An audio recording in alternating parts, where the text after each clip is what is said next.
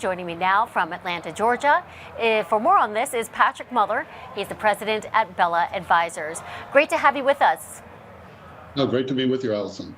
All right, so we saw the S&P 500 enter correction territory. Although we are seeing green arrows to start the day, there is a lot of concern that possibly the sell-off could really continue. And I think it's to be expected with a lot of the headlines that are happening right now, with the debt ceiling looming, with the tariff talk still coming up here. I think we can continue to see that drive down. It's really causing a lot of individual investors a lot of anxiety right now from what we're seeing. So I would expect this. I mean, I would expect at a minimum for the market to go down to about 5,500.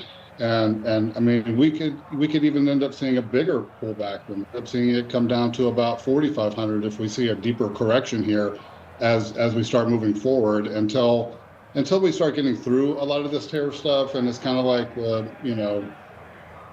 don't think it's going to be as big of a deal as most people think that it's going to be. And once people get that feeling, then people are going to start feeling more comfortable investing back in the markets. Because right now, I mean, you can buy up a lot of things at a discount right now. I guess that's one way to look at it. If you've got a strong stomach, it's hard to buy when you don't know where the bottom is. Just saying. So you're saying that this may not be the beginning of a bear market then?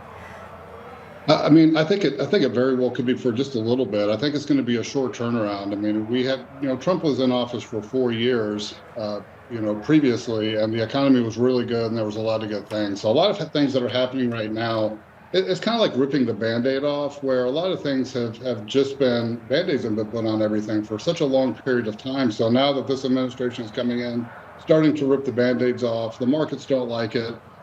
And, unless you're retiring right now, I don't think, people can ride through these ups and downs of the markets because the economy is strong. The earnings from these companies are strong. I mean, you take a company like Tesla, who's down 50%, long term, it's going to, you can start buying this stuff up at a discount. But I would say we haven't bottomed out yet. I think we still have a little ways to go before that's going to happen. But we need to start having some positive headlines to start driving the markets back up again. Yeah, or some outcomes that we can see from all this tariff activity. What do you think would be the outcomes after going through what the Trump administration is pretty much calling a detox transition stage?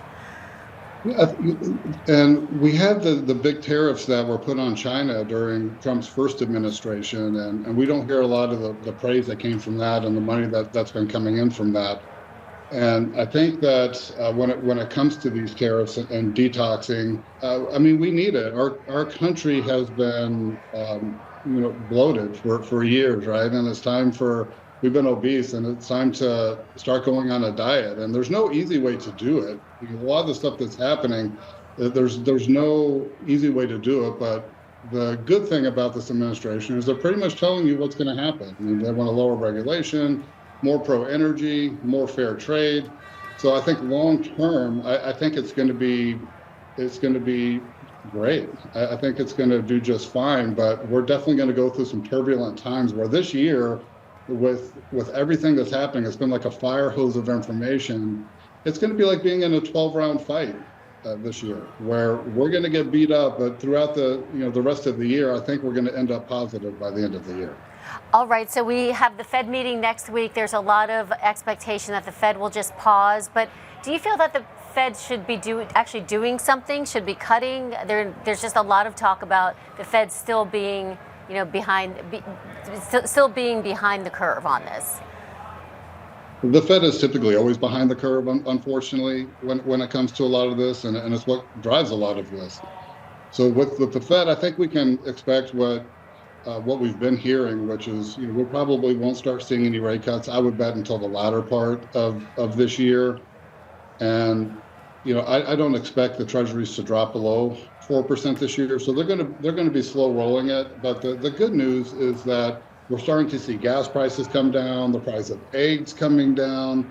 So that's very positive. So things are moving in a positive direction here. And with the easing on, for an example, lumber, like one of the big inflation factors in the last CPI report was new home building was up a little bit. So with the with the pro lumber moves, eventually, but it's just going to take time. The country is like a big aircraft carrier, and it takes time, to steer and to turn that ship. So things are going to happen. It's just we need to be patient, and unfortunately the waters are getting volatile in the markets because of this. Yeah, some CEOs are already in their guidance explaining that they're concerned about consumer spending slowing down already. So let's see if we can all get through this detox period, on top. Patrick, thanks so much for your time. Patrick Mueller, president at Thank you, Mueller Allison. Advisors.